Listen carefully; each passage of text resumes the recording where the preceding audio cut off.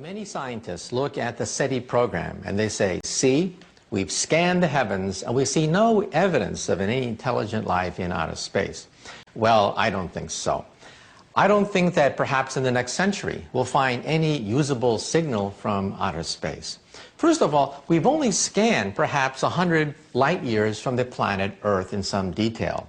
Our galaxy is 100,000 light years across, and galaxies are tens of millions of light years distant. So we've only scanned a small neighborhood of our galaxy. Second of all, we've only looked at frequencies near the frequency of hydrogen. That's silly. This goes back to the person who lost his key. A person who drops his key will often look next to a lamppost. But if you say to the man, why are you looking next to a lamppost? You dropped your key over there. The person will say, well, that's where the light is. There's no light over there. Therefore, I will look over here. We look at hydrogen frequencies because they're convenient. However, scientists don't think that these aliens will communicate at hydrogen frequencies. Perhaps they use laser technology. We've only barely begun to scan other frequencies. Therefore, we have to look at the broadband. Also, when you communicate across vast distances, we sometimes take a signal and chop it up. And then we send each piece and it reforms at the other end. That's how the internet works. Email is chopped up, sent through various cities, and is reformed at the other end. But if you were to intercept one fragment of email, you'd get nonsense, gibberish until it's reformed. Therefore, in outer space, they probably send signals not on one frequency, but perhaps on the entire spectrum, so that a passing star will not interrupt the entire signal. Then at the other end, they reassemble the signal. If you were to listen in on their signal, you would hear gibberish, nonsense. In other words, we could be in the middle of an intergalactic conversation and we wouldn't even know. Our technology is so primitive, we look on simply one frequency. Any advanced civilization will send messages across all frequencies in order to compensate for passing stars, passing stellar explosion, and static and interference. That's real science.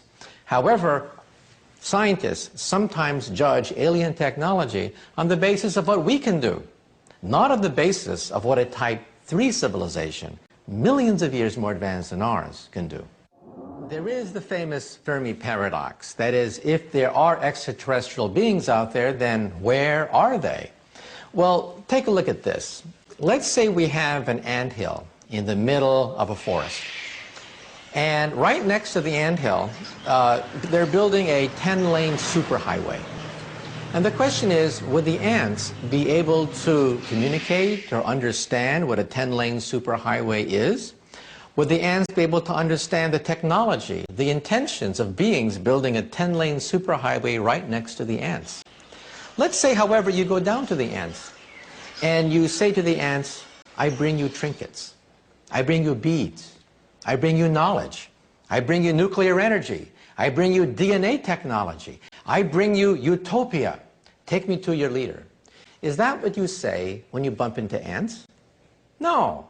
Most people simply step on a few of them. Now, if we are really a Type 0 civilization, and beings of a Type 3 civilization can soar across hyperspace, they are perhaps millions of years more advanced than us.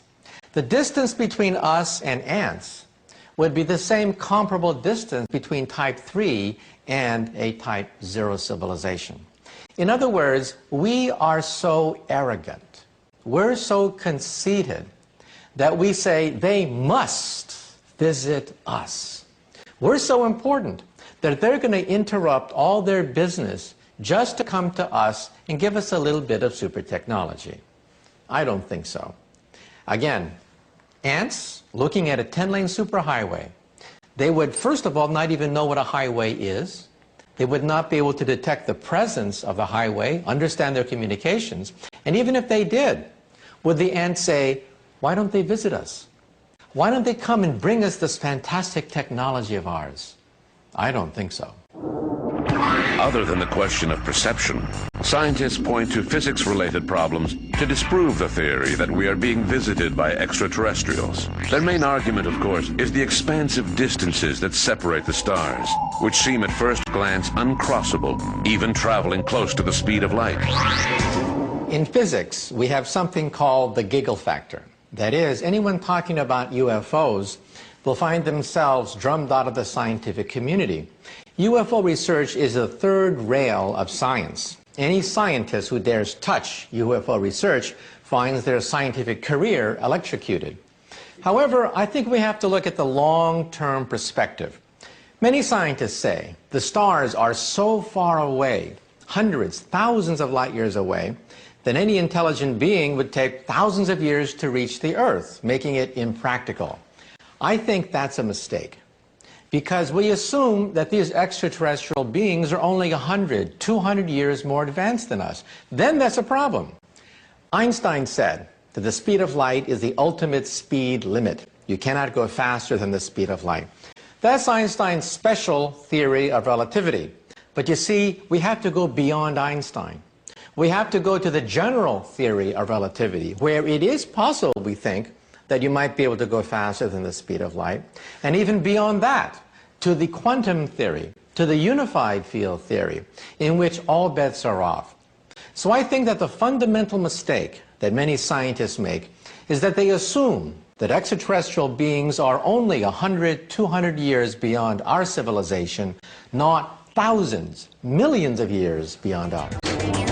What if extraterrestrials do not come from another planet, but rather from another dimension that we are unaware of? A sort of parallel universe out of our grasp. 5 years ago, such a concept would have been considered ludicrous. However, with the discovery of quantum physics, our vision of the universe is changing. When I was a child, I used to go to the Japanese tea garden in San Francisco, and I used to look at the fish, the carp, swimming in a shallow pond. I used to go down and look at the fish and wonder what would it be like to live in 2 dimensions. These fish could only move forward, backward, left, and right. And I imagined what a strange universe it must be. The concept of up into the 3rd dimension was alien to them.